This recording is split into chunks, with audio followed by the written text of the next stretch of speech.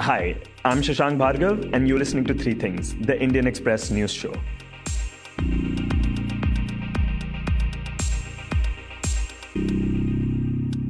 In this episode, we will talk about the people who had been charged for rioting in Muzaffarnagar. We will also talk about how the Shrishti Institute in Bangalore will remain shut for 2 days over an incident related to an anti-Modi graffiti.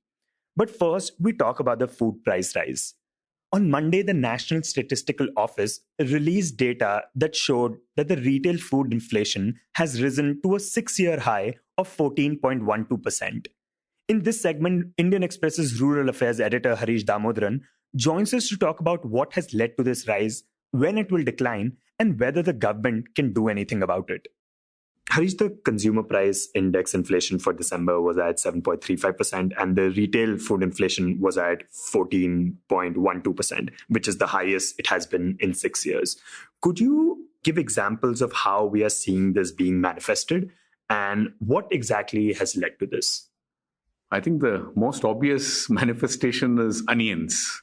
This has been there for quite a few months now, despite the government making all efforts to control it. But onion prices have been quite high. I think in our past conversations, we have said that this time the price increase has been due to more rains, too much of rains rather than too little of rains. And you had heavy rains in September, October, and probably the first half of November. Because of that, there's been heavy damage to the Kharif crop, the crop which is normally planted after the monsoon. So this time you had a very unusual combination of late arrival of the monsoon. The monsoon normally hits Kerala coast on June 1st, and then by about July 15th, it covers most of the country. Whereas this time you had very little rains almost till the last week of July. So because of that, basically what happened is your plantings were delayed, the crop area came down, and plus plantings were delayed. So like you see it in the case of onions. So both the Kharif and the what they call as the late Kharif crop, both were damaged. And plus when the crop was in the late maturity stage, or due for harvesting, towards September, October, it got damaged. So because of that, you had a real total Kharif production washout. And this is the case with not just onions, but a lot of other vegetables. And normally at this time, you see a seasonal price decline in vegetables, which has not happened. So much of your consumer food inflation is being led by vegetables. So to that extent, maybe things should soften. See, because the same reason why you had heavy rains, etc., your groundwater tables, your aquifers, everything have been recharged. All your dams are full, I think the best in 10 years, the reservoir levels. So in all probability, I think at least in the case of vegetables and many of these seasonal crops, I think you should see food prices sort of declining, or at least easing towards March. And during all this time, what are the sort of measures that the government is taking? And does it even matter, considering if you're saying that prices will automatically fall, does the government even need to do anything? See, in the case of onions, there's nothing you could do, right? Because the crop itself was shot. And there are not too many countries which grow onion either. The thing about vegetables is you can't just import them easily. There are importable crops like, say, corn, wheat, sugar, edible oils, palm oil, etc. These are traded, these are globally traded commodities. Whereas you really can't import potatoes and tomatoes and onions, etc. There are very few countries which can supply. So there's little that the government can do about vegetables, and neither can RBI do. RBI, by increasing repo rate, you're not going to control prices of tomatoes, right? Or say potatoes or onions. And while we are at talking about food price rise, inflation, this has mainly to do with consumers. When we look at the farmer side, this is not bad for farmers, right? Yeah, see, you look at it this way. Farmers in most crops suffered very low prices from around 2015 to, say, 2018. So I would say that could be a second reason why we are seeing a return of food inflation. There's also a third reason, which I'll come to later. So the second reason is precisely the fact that a low price regime, it leads to farmers cutting back on production. They would not invest in their land. They would not spend much on inputs. So at some point of time, it's going to lead to a negative supply response. So my feeling is that's what is now being manifested. So maybe some of the price inflation can be a correction. Like in the case of vegetables, you can say that it is seasonal, it should correct for itself. But I'm not sure about milk. I'm not sure about pulses. I'm not sure about all the protein rich food. So I think there are more structural reasons for it, which has to do with the fact that you had low prices for an extended period. So I think that could be the second factor for this inflation coming back. So even if, say, vegetable prices ease after March, I don't see prices of milk coming down. I don't see prices of many of these commodities, even pulses, I don't see prices coming down very fast. And these will be at elevated levels, which is probably not too bad, for the farmers either. Then I think there's a third factor, which is actually the elephant in the room, which is world prices. Basically, what happens is when your oil prices are high, when oil prices go up, then there is more likelihood of diversion of crops towards making ethanol. For example, you had this incredible rally in palm oil prices, which has been spurred mainly because of Indonesia. India buys maximum crude palm oil from Indonesia. And that's the case with most countries, right? No. But Indonesia is now planning, they want to increase the content of palm oil in diesel to about 30%, and I think to about 50% by the end of this year. Like, for example, India has an ethanol blending program in petrol, which is up to 10%, whereas the Indonesians are targeting something like 30%, I think, by the middle of this year, and probably even 50% by the end of this year. So in the event of crude oil prices staying at high levels, whatever, $70 for an extended period, what you would see is probably a lot of diversion of crop away from food to fuel. And at some point, even the funds will start coming in. Again, what we should not forget is that the 2000s were a decade of very high agri-commodity prices, whereas the last decade, especially after 2011, 2012, when prices crashed, a decade of very low prices. So the current decade could very well see, agricultural prices, world agricultural prices making a comeback. And you look at it across crops, sugar prices are higher now than last year. Edible oil prices are higher now than last year. Corn prices are higher than last year. Dairy prices, especially skim milk powder prices are higher now than last year. Again, that has to do with what has happened in India on a world scale. Prolonged low prices basically leads to retrenchment by producers. And at some point when supply goes below, there is an upward pressure. And the moment there is an upward pressure, then you'll find speculative funds going into commodities, which is what happened in the 2000s. We're not in that stage yet, but I see that as a potential elephant in the room. So I wouldn't say that what we are seeing now, food inflation, is very transitory, very temporary. After March, everything will be fine. I'm not fully sure. I would love if that is the case. But I think right now, the world trade in agri-commodities is very evenly poised. It can go both ways. And I think for the first time in many years, we are not having a bear market in agri-commodities, which is good and which is bad. Good for producers. Next, we talk about Uttar Pradesh. Less than a month back, when protests against the Citizenship Amendment Act had taken place in Uttar Pradesh, Muzaffarnagar had been one of the many districts where violence had taken place. The district had also seen a major crackdown by the police where several people were detained and accused of rioting. But now, the police is struggling to make those charges stick. Conan Sheriff, who has been reporting on Muzaffarnagar, joins us to give us details. Conan, throughout the anti-CAA protests that are still going on, UP has seen the most violence.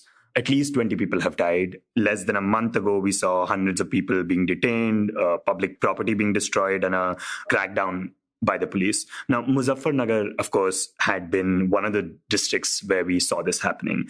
Could you talk about what has happened to those who had been detained and accused of rioting? So, 25th saw the two biggest protests in Muzaffarnagar in two separate places in and around Madina Chowk, which is the busiest area in Muzaffarnagar. So we saw two separate FIRs filed, more than 200 people named in the FIRs, and over 70 people were specifically arrested in these two cases. In both the FIRs, interestingly, it was not just the rioting charges which were invoked, but attempt to murder was also invoked, which means that when you challenge the detentions or the police custody, then a magisterial court doesn't give bail in attempt to murder because these are grievous charges. So you have to either appeal till the sessions court or the high court. And police had claimed that it was on basis of their own police witnesses who were there on police duty during the protest, and of course the CCTV cameras and all of those evidences. So we had these 2 FIRs, over 70 plus people were arrested. And now in the last 2 weeks, we have seen those arrested moving bail applications before the courts. So this is what has happened as of now. Nothing significant in the sense with respect to the investigation. In the FIRs, they had named that there were more than 3,000 people actually involved, unidentified accused persons. Police has not been able to identify even one of them, although they have said that they have the CCTV footages. So the investigation is just on the FIR right now, on the paper. Nothing else has moved. And, in this case in Muzaffarnagar especially, the police themselves were accused of vandalizing homes, detaining people. There was apparently CCTV footage of them breaking into people's homes and breaking the CCTV cameras. Have any investigation taken place regarding that? No. So besides these 2 FIRs, which give a clean sheet to the police officers, no other investigation has taken place. The police has maintained that it is these people who are involved in stone pelting, in arson, in rioting, and the fact that some of their police officers were injured, sustained injuries, attempt to murder charges have been invoked. Yes, there were CCTV footages, specifically mobile recordings by those who were present, who owned shops in those areas, who had recorded police officers in the police dresses involved in violence. But however, there have been no FIR or even an inquiry against this. There was a magisterial inquiry which was actually set up, but the findings have not been made public, or I don't think so that it has even been completed. Yeah. Have you spoken to people since this incident happened? Have you spoken to your sources there? What are things like that now? So this is what we've reported yesterday, that interestingly, after they invoked attempt to murder charges and rioting charges, in at least 5 cases, we have seen that the police has invoked 169 CRPC. Now, why do you invoke 169 CRPC? Once you arrest a person, you have to produce that accused person before a magistrate. 24 hours is the time period. But if you don't have evidence, so if you go to a magistrate and produce, then he will give you a bail. So there is this 169 CRPC that if you don't have evidence, okay, you can give a bail to this person on surety or without surety and release him, which indirectly means that the police, after detaining, has found no evidence. So in this case, the 5 people who were actually the first 5 persons who were named in the FIR, who belong to the local madrasa, atrocities in the madrasa has been reported by another reporter from Indian Express, and also High Court took cognizance of that, and there's an NHRC investigation going on with respect to that incident. So they have invoked 169, and they said that because there is no evidence, there's lack of evidence, we are releasing these people on bail. So you had actually slapped attempt to murder charges based on CCTV footages, and then in less than a month you have invoked 169 against the first 4 people in the FIR itself, which puts a big question mark on the investigation. Like, how can you charge someone with something and then not have evidence? Yeah, and then it just doesn't stop here. Another 10 people then had moved the bail before the Sessions Court. The police had to reply for why they want the judicial custody of the accused persons. In fact, during the bail hearings, it was found out that these people were just present at the site. That is that because Section 144, the prohibitory orders were imposed, they were just violating. That means that if you have more than 4 people gathered together where Section 144 is there, it's a simple violation. So again, in these 10 cases, they dropped everything, and then there was only violation of the prohibitory order. So in total, you had 15 cases, and these are the first 15 names in the FIR. So the crux of the FIR, and the big question mark on the contents and the identity of the accused persons. And these facts have now been observed by the Sessions Court in an bail given on Monday to a Jamia Millia student in Muzaffarnagar, where it says that these many people have been released on bail by the police itself under 169 CRPC, and in others the police has itself dropped grievous murder charges and rioting charges, and on the basis of those arguments that even this student also has been released on bail. Interestingly, the father of this student also was arrested. He was a government official. So then his family moved the DM They requested the DM to hold an inquiry, stating that this person was actually in a government office and was not even there in the protest site. And when the government office conducted an inquiry, it was found that he was in the government office from morning 10 o'clock till evening 6 o'clock. So even 169 was invoked here, saying that there was no evidence. I mean, this raises serious doubts about how and why people who are not even part of the protest have been named. So let's see. So right now we have at least 19 cases where people are free on bail because of lack of evidence or because the police have dropped the grievous charges. So now that this has come to light, do you think this will affect other cases? Of course. So what happens in a bail matter is that either you have fresh evidence, which the police has to produce, or then the courts, on the principle of parity, keeps giving bail. Because if you don't have specific evidence, and if people have already got bail in those cases, the other accused persons also then get bail on the grounds of parity, because they are also accused of the same offense. And the police has no additional CCTV footages. Also in this bail order, again, the judge has observed that they have not been able to produce any specific CCTV footage. So yeah, big question mark on what happened in the Muzaffarnagar. In the sense, the destruction of public property was maximum in Muzaffarnagar. And last, we talk about a row over an anti-Modi graffiti. The Srishti Institute of Art, Design and Technology in Bangalore has decided to remain closed for 2 days. This decision comes after an alleged threat to students and security personnel over a graffiti against Prime Minister Narendra Modi. On Tuesday, the situation had become tense for several hours in the institute after BJP workers allegedly heckled and threatened students for a graffiti on PM Modi with a tagline that said, "Sab changa si," meaning everything is fine. The graffiti had been on the walls opposite the college. Talking about the incident, a third-year design student at the institute told the Indian Express that around 10 men, led by local BJP MLA S.R. Vishwanath, reached the campus around 11:30 a.m. on Tuesday.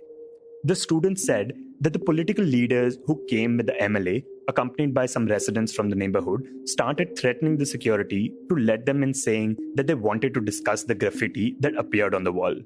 He added that most vehicles that were parked outside the campus were then towed by the traffic police. And as some students realized that their vehicles were among those being towed, some from the group who were present outside started saying, and I quote, "It was against Indian culture to wear short clothes and smoke on the roads." Raghavendra, a resident of the area, had filed a complaint on the BBMP Sahay application. Local corporator Satish M. was soon apprised of the pictures via the application, after which he arrived at the spot. He said that the primary issue was students parking vehicles on the footpath, troubling pedestrians along 4 roads surrounding the campus.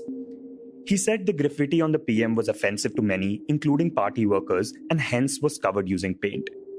There have been recurring complaints from the residents of the area that the students sit outside the footpath at night to drink and smoke. Some even raise the issue of the way they dressed, but I feel it is their personal choice.